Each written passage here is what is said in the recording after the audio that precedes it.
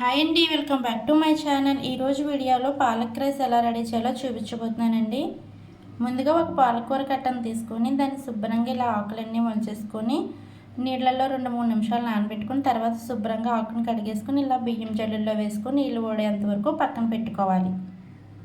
నీళ్ళు ఓడిన తర్వాత ఆకును కట్ చేసుకున్న పాలకూర ఆకును ఒక మిక్సీ జార్లో వేసుకోవాలి.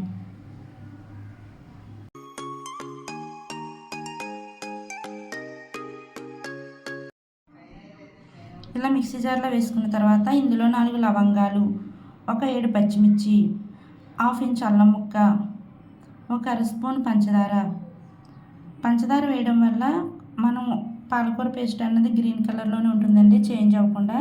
ఇందులోనే రుచికి తగినంత ఉప్పు వేసుకొని మిక్సీ పట్టుకోవాలి. ఒక గ్లాసు బియ్యాన్ని ఉడికించుకొని ఇలాగ ఉడికిన అన్నాన్ని ఒక ప్లేట్లో తీసుకొని చల్లారనివ్వాలి. స్టవ్ అంటించుకొని కళాయి పెట్టుకొని అందులో ఒక 2 స్పూన్ల నెయ్యి అయితే వేసుకున్నాను. మీకు కావాలంటే నూనె కూడా వేసుకోవచ్చు.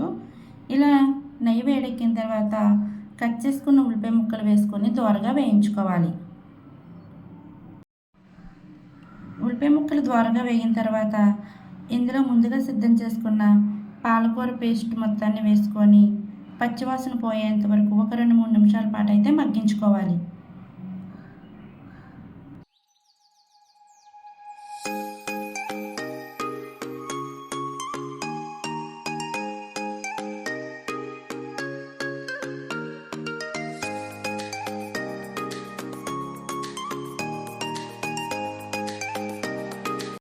ఒక 3 నిమిషాల తర్వాత మూత తీసి చూస్తే మనకి పాలకూర పేస్ట్ అనేది బాగా మగ్గుతుందండి.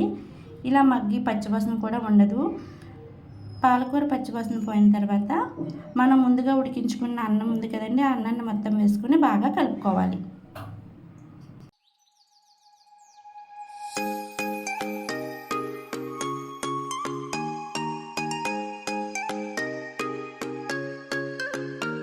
ఇలా బాగా కలుపుకున్న తర్వాత ఒక 2 నిమిషాల పాటు అయితే సిమ్లో పెట్టుకోవాలి. తర్వాత స్టవ్ ఆఫ్ చేసుకొని సర్వ్ చేసుకుంటే ఎంతో టేస్టీ అయిన పాలక్ రైస్ అయితే రెడీ అండి.